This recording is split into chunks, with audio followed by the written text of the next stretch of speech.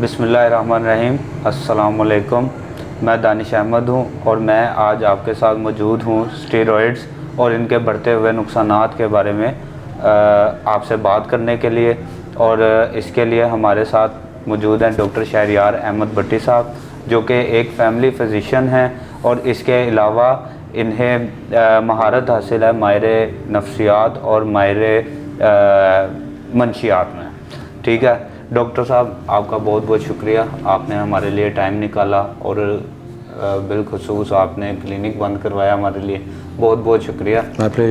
Sir, हम आपसे सबसे पहला सवाल ये करेंगे कि स्टेरॉइड्स बेसिकली हैं क्या? Thank you Danish for getting to me. बहुत ही इम्पोर्टेंट टॉपिक आपने सेलेक्ट किया, दैट्स गुड। स्टेरॉइड्स बेसिकली एक यूँ समझें कि एक केमिकल कंपाउंड्स हैं जिनमें एक मुश्तरका बात होती है कि वो स्टीरॉयड रिंग होता है उनमें, केमिकल स्ट्रक्चर में उनमें। अब ये बहुत मुख्तलिफ़ किस्म के होते हैं। जनरली हम जिस पे स्टीरॉइड्स की बात कर रहे होते हैं वो कॉर्टिकोस्टीरॉइड्स हैं जो मेडिकली यूज़ हो रहे होते हैं और वो मेडिकली अब्यूज़ भी होते हैं और फिर लोग पर्सनली भी अब्यूज़ करते हैं।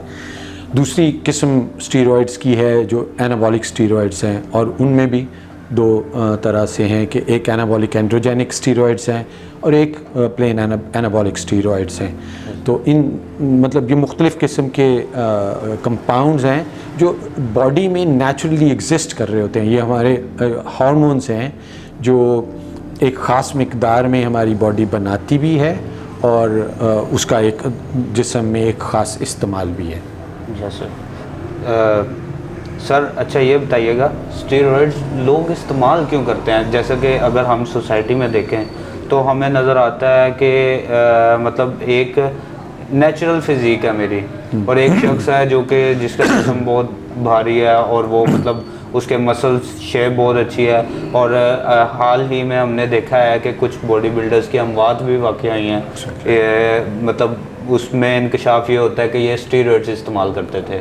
तो सर, आप इस बारे में क्या कहेंगे कि लोग इसका इस्तेमाल क्यों करते हैं? आप जिन स्टेरॉइड्स की बात कर रहे हैं एक्चुअली ये एनाबॉलिक स्टेरॉइड्स हैं। और उसमें भी फिर दो किस्में हैं। एक जो टेस्टोस्टेरोन है जो कि एंड्रोजेनिक स्टेरॉइड है, और उसके अलावा कुछ सिंथेटिक हैं।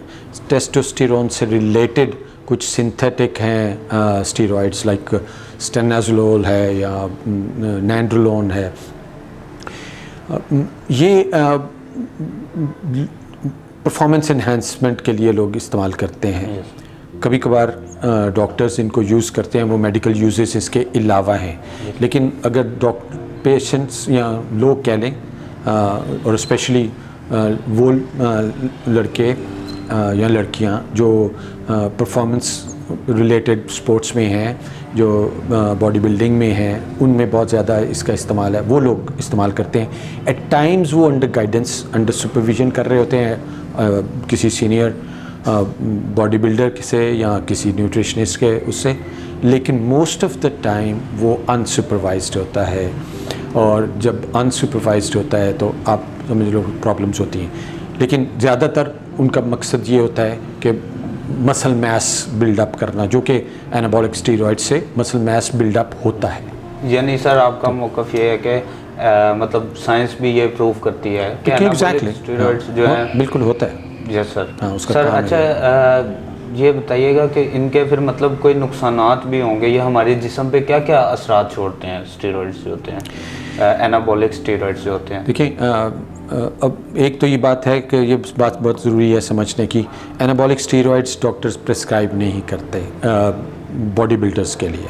ठीक है, तो इसका मतलब ये है कि ये सेल्फ प्रिस्क्रिप्शन हो रही है। तो पहले तो आपको समझना चाहिए कि जब कभी भी किसी भी ड्रग्स की या उसकी सेल्फ प्रिस्क्रिप्शन होगी तो वो इसका मतलब है कि वो साइंटिफिकली यूज़ नहीं होगा, वो उसका इस्तेमाल किसी तरह मॉनिटर नहीं हो रहा होगा। तो फिर मसाइल तो होंगे।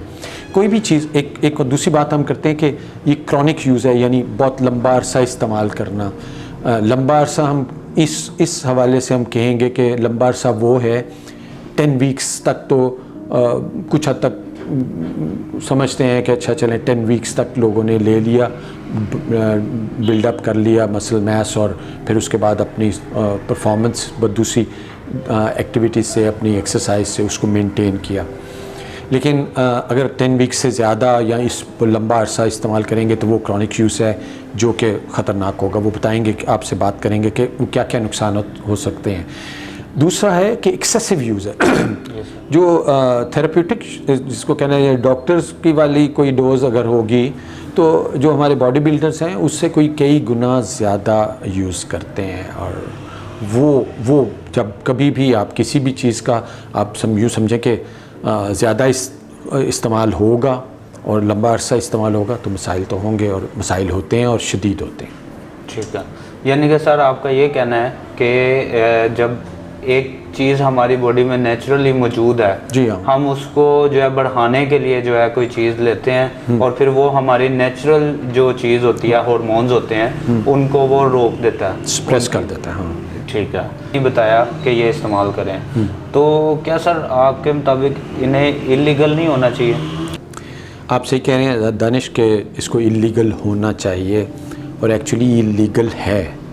मतलब अनफॉर्चुनेटली हमारे यहाँ फार्मेसी पे कंट्रोल नहीं है अभी, प्रिस्क्रिप्शन पे बेस्ड डिस्पेंसिंग नहीं होती, तो इसलिए अनफॉर्चुनेटली ये चीज़ें अवेलेबल हैं, लेकिन इनका इस्तेमाल कानूनी तौर पर नहीं है। ये स्मगल्ड बहुत सारी हैं जो स्टीरॉइड्स हमारे यहाँ, एनाबॉलिक स्टीरॉइड्स स्पेशली ये स्मगल्ड हैं या सप्लीमेंट्स की शक्ल में लोग डिस्पेंस कर रहे हैं, जबकि उसके ऊपर इनका तस्करा नहीं होता। यानी बग़ैर पेश जो इस्तेमाल कर रहा है उसकी नॉलेज के बग़ैर उसको बाज़ औक़ात ये स्टीरॉइड्स मिल रहे होते हैं। तो ये है तो गैर कानूनी, इसको इस्तेमाल भी गैर कानूनी है और यू राइट, इस पर कंट्रोल ज़्यादा बेहतर होना चाहिए। अच्छा सर, मतलब आपने जैसा कि बताया कि ये इलीगल हैं और आपने बताया कि इनके नुकसानात भी काफ़ी सारे होते हैं, तो सर आपके मुताबिक इसका क्या क्या नुकसान होगा, मतलब हमारे जिस्म के ऊपर इसके क्या क्या इफ़ेक्ट्स हो सकते हैं? कोई मतलब ऐसा इफ़ेक्ट है जो परमानेंट डैमेज दे हमें? बिल्कुल हैं कुछ। अगर हम जेंडर वाइज इसको डिस्कस कर लें तो ज़्यादा आसान हो जाएगा लोगों के लिए समझना। ख़वातीन अगर जैसे एनाबॉलिक स्टीरॉइड्स यूज़ करेंगी परफॉर्मेंस एनहांसमेंट के लिए, तो उनमें जिसको हम कहेंगे मैस्कुलिन फीचर्स आने शुरू हो जाएंगे, मर्दों वाले फीचर्स आने शुरू हो जाएंगे।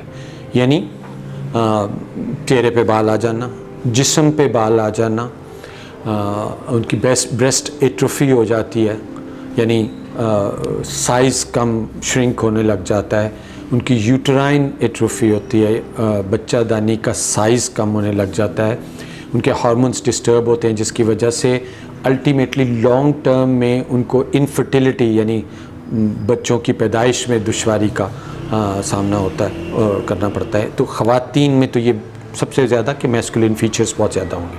अगर बच्चों में जैसे जो बच्चा अभी बुलूगत पे नहीं पहुंचा और वो यूज़ कर रहे हैं एनाबॉलिक स्टीरॉइड्स, तो उसकी जो बोन की ग्रोथ है, हम जिसको कहते हैं कि वो प्री मैच्योर क्लोजर हो जाएगा। यानी अगर उसकी हाइट है, पोटेंशियल है, जो वो अपनी पोटेंशियल को अचीव नहीं कर पाएगा, प्री मैच्योरली उसकी बोन्स बढ़ना बंद हो जाएंगी। और ये दोनों परमानेंट इफ़ेक्ट है। ख़वातीन में भी ये मस्कुलिनाइजेशन होना, वायरलाइजेशन होना, और बच्चों में ये बोन ग्रोथ अफेक्ट होना, ये होता है। ये तो परमानेंट है। बाकी अगर जब मर्द इस्तेमाल कर रहे होते हैं तो वहाँ पे भी बहुत सारी मसाइल होते हैं, और आप यूँ समझें कि शायद जिस्म का कोई हिस्सा इससे बचता नहीं है। स्किन से लें अगर हम, तो स्किन पे ऑयली स्किन हो जाएगी, सिबोरिया लोगों को बहुत होता है, हेयर लॉस होने लग जाता है, मर्दों में हेयर लॉस हो सकता है, एक्नी बहुत होती है, चेहरे पे दाने निकल आते हैं उनमें, और वो दाने भी बाज़ औक़ात वो जिनको हम सीवियर वाली एक्नी बोलते हैं ना, वो वाली उन स्टीरॉइड्स के इस्तेमाल के साथ वो होती है। फिर रिप्रोडक्टिव हेल्थ बहुत मुतासिर होती है, मेल लिबिडो जिसको हम कहते हैं, ख्वाहिश होना, वो कम होने लग जाती है। वेट गेन, इस तरह से भी मसल मैस तो बनता है, बाज़ औक़ात वेट गेन हो जाता है, जिस्म में पानी ज़्यादा इकट्ठा होने लग जाता है, सेक्सुअल इफ़ेक्ट्स में उनके जो एट्रोफी होती है, उनके जिनसी आज़ा की एट्रोफी, टेस्टिकुलर एट्रोफी होती है मेल्स में, सीमन में स्पर्म काउंट होता है उसकी वो काउंट गिरने लग जाता है, तो उनमें भी मेल इनफर्टिलिटी भी होने लग जाती है। फिर अगर हम देखते हैं कि मेटाबॉलिक इफ़ेक्ट्स हैं या दिल का साइज़, लेफ़्ट वेंट्रिकल जो हमारा दिल का लेफ़्ट वेंट्रिकल है वो उसका साइज़ बढ़ जाता है उसका साइज़ बढ़ने से उसकी पंप करने की सलाहियत कम होती है। लोगों को मायोकार्डियल इन्फाक्शन यानी फ्रैंक हार्ट अटैक, जो अभी शुरू में आपने बात की थी कि अमवात हुई हैं, वो ज़्यादातर अमवात या तो सीवियर हार्ट अटैक होना या फालिज का हो जाना है। फालिज भी बहुत इसके जो ज़्यादा इस्तेमाल की वजह से मायोकार्डियल इन्फाक्शन CVA होता है लोगों में। इसके अलावा सारा बॉडी ओवरऑल मेटाबॉलिज्म आपका अफेक्ट हो रहा होता है मुख्तलिफ अंदाज से, और फिर एरेटिक यूज़ होता है, कभी इस्तेमाल हुआ कभी नहीं हुआ, और इससे फिर मसाइल बढ़ते चले जा रहे होते हैं। ठीक है। अच्छा सर, जैसा कि आपने स्टार्ट में कहा कि एक कोर्टिकोस्टेरॉइड्स होते हैं, एक एनाबॉलिक स्टेरॉइड्स होते हैं। कोर्टिकोस्टेरॉइड्स तो किसी हद तक मेडिसिनल इस्तेमाल में आते हैं, और उसके अलावा उनके कुछ मतलब फ़ायदे भी हैं, नज़र आते हैं। ठीक है कि मतलब कि कोई ऐसी बीमारी जिसका और दूसरा हल ना हो तो हम कहते हैं कि ये प्रेफर किया जाए। जैसे कि मैंने एक आर्टिकल पढ़ा था, उसमें आर्थराइटिस के बारे में कहा था और एंटी इन्फ्लेमेशन के लिए इस्तेमाल किया जाता है। तो सर आपके पास जो पेशेंट्स वगैरह आते हैं, क्या आपने कभी किसी को देखा हो कि इस पे स्टेरॉइड्स इफ़ेक्ट किया है, या इस पे स्टेरॉइड्स जो है मतलब लगता है जैसे इसे स्टेरॉइड्स दिए गए हों या किसी मेडिसिन में इसने कंज्यूम किया हो, क्या ऐसा कभी हुआ? कोर्टिकोस्टेरॉइड्स, देखिए एनाबॉलिक स्टेरॉइड्स के इफ़ेक्ट्स उस तरह से नहीं नज़र आ रहे होते एनाबॉलिक स्टेरॉइड्स के ना लेकिन कॉर्टिकोस्टेरॉइड्स जब इनजुडिशियस यूज़ होता है उसका, या सेल्फ प्रिस्क्रिप्शन पे यूज़ होता है तो बड़ा मसला होता है, या बाज़ औक़ात क्वैक्स यूज़ कर रहे होते हैं तो वो प्रिस्क्राइब जितनी डोजेस सजेस्टेड हैं उससे ज़्यादा इस्तेमाल हो रहा है, उससे ज़्यादा लंबा अरसा इस्तेमाल होता है, तो इफ़ेक्ट्स नज़र आते हैं। लोगों को मून फेस हो जाता है, बहुत वेट गेन नज़र आ रहा होता है, टमी बड़ी होती है, फेस बिल्कुल जिसको हम मून फेस कहते हैं, गोल फेस हो जाता है उस टिश्यू और बढ़ जाने की वजह से।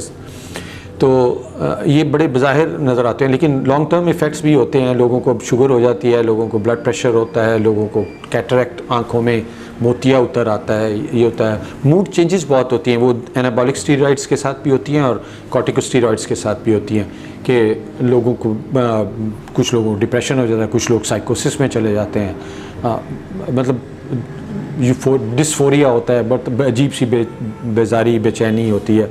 तो ये सब हम जो साइकोलॉजिकल इफ़ेक्ट्स भी हैं जो हम पेशेंट्स में नज़र आ रहे होते हैं और पता भी लग रहा होता है। सर यानी कि इसके फिजिकल इफ़ेक्ट्स के साथ साथ मेंटल इफ़ेक्ट्स, मेंटल हेल्थ बहुत बुरी तरह से इफ़ेक्ट होती है। अच्छा सर, जैसा कि आपने मतलब ब्रीफली एक्सप्लेन कर दिया, हमें बहुत अच्छे तरीके से आगाह किया है। सर आपके मुताबिक कितने लोग स्टेरॉइड्स का शिकार होते होंगे, मतलब कोई इसकी परसेंटेज होगी या कोई नंबर्स में हम इसको जज कर सकते हैं या देख सकते हैं कि इतनी तादाद में लोग जो हैं स्टेरॉइड्स का शिकार होते हैं? शायद ये डेटा हमारे पास अवेलेबल नहीं है, क्योंकि इस पे कोई ख़ास इस पे बहुत ज़्यादा हुई भी नहीं। और फिर ये कि जिस तरह मैंने पहले कहा कि चूँकि प्रेस्क्रिप्शन पे दवा मिलती नहीं है, या प्रेस्क्रिप्शन के बगैर भी दवा मिल जाती है, तो इसलिए कितने लोग यूज़ कर रहे हैं we do not really know, लेकिन बहुत सारे लोग इस्तेमाल करते हैं। बाज़ औक़ात ऐसा होता है कि डॉक्टर एक थोड़ी मुद्दत के लिए लिखता है, लोगों को उससे रिलीफ होती है, जैसे आपने पहले कहा आर्थराइटिस में, यस सर, और वो डॉक्टर से फॉलोअप में नहीं रहता और वो उसको खुद से इस्तेमाल करता रहता है। तो बहुत सारे लोग इस्तेमाल करते हैं बाज़ औक़ात प्रिस्क्रिप्शन के बाद। और जैसे एनाबॉलिक स्टेरॉइड्स पे हम देख रहे हैं कि लोगों में मेहनत नहीं करते और सोचते हैं कि बहुत जल्दी डेवलपमेंट कर लें, बॉडी डेवलप कर लें और फिर वहाँ आसान इंफॉर्मेशन मिलती है कि अच्छा ये लगाओ तो इससे हो जाएगा, बॉडी बिल्डअप हो जाएगी। तो हम सब लोग शॉर्टकट्स ढूंढ रहे होते हैं। तो बहुत सारे लोग, अगर हम, मेरा ख्याल है कि जहाँ बॉडी बिल्डिंग के ये सेंटर्स हैं वहाँ पे जाके कोई डेटा कलेक्ट करें तो कोई we may be able to find out, लेकिन कोई नेशनल बेस हमारा कोई डेटा है नहीं है। ठीक है, यानी कि कोई चेक एंड बैलेंस नहीं है। हाँ, पता नहीं, चेक बैलेंस नहीं है और हमें अंदाज़ा भी नहीं हम कर सकते कि कितने लोग इसको इस्तेमाल करते हैं। अच्छा सर, जैसा कि आपने स्टीरॉयड्स के नुकसानात के बारे में हमें बहुत अच्छे से आगाह किया, हमें बताया कि स्टीरॉयड्स होते क्या हैं, इनके नुकसानात क्या हैं वगैरह। अच्छा सर, आप इसमें हमारी पब्लिक को क्या मैसेज देना चाहेंगे कि वो स्टीरॉयड्स को किसी तरीके रोक सकें या रुक जाएं स्टीरॉयड्स का इस्तेमाल करने से? तो हमें ये बहुत ज़रूरी है कि इस पे बात करें और जानें कि क्या इनका इस्तेमाल किस मकसद के लिए होता है और कहाँ इसका इस्तेमाल जायज़ और कहाँ से नाजायज़ इस्तेमाल होता है। तो एक तो ये जानना, ये शऊर फैलाना, ये आगाही देना, ये दानिश ने पहला कदम उठाया है। मेरा ख्याल है कि और लोगों को भी इसमें आना चाहिए और इस पे बात करना चाहिए। लोगों को भी, जो हमारे, मैं अपने एथलीट्स से भी बात करूँगा कि वो जब कभी भी परफॉर्मेंस इन्हेंसमेंट के लिए सोचें तो वो मेहनत का सोचें, शॉर्टकट्स का ना सोचें। और जब कभी भी इस तरह की कोई दवा तजवीज़ कर दी जाए तो अपने डॉक्टर से, अपने फैमिली फिजिशियन से ज़रूर मशवरा करें। Thank you so much sir, आपने हमें इतने अच्छे तरीके से इस सब के बारे में आगाह किया और बताया कि स्टीरॉयड्स वाकई हमारी सोसाइटी का एक मसला है। और मैंने बेसिकली ये स्टेप इसीलिए लिया था कि एक तो हमारा प्रोजेक्ट था जिसके ऊपर काम करने के लिए मुझे ये काम असाइन किया गया था, और दूसरा आपकी राय ने उस प्रॉब्लम को वाकई एक प्रॉब्लम साबित किया। और मैं इंशाल्लाह इसके ऊपर मज़ीद जितना बेहतर हो सके, जितना इस इशू को एडवोकेट कर सकूं, इंशाल्लाह मैं करूंगा और लोगों को ज़्यादा से ज़्यादा अवेयर करने की कोशिश करूंगा। Thank you so much sir. अल्लाह हाफिज़ व नासिर।